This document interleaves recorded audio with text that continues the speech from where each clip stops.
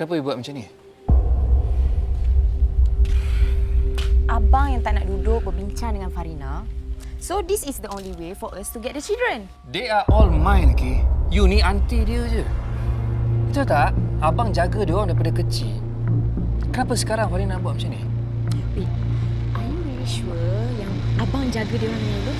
Excuse me? Hey, they still alive and well. Abang kerja tak tentu masa.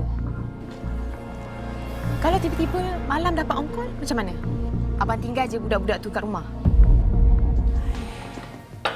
Kesian pula dengan Yaya dan Tia tu. Kalau betul lah bulan depan Anja kena transfer. Itulah bahayanya bila kita jaga anak orang. Bila dah sayang, rapat, kita pula yang susah hati nak tinggalkan. Yelah, mereka tu budak-budak. Mereka ni nak menumpang kasih. Dia kan tak ada mak. Dia anggap Anja ni mami dia, Umi, nenek dia. Kesian ke?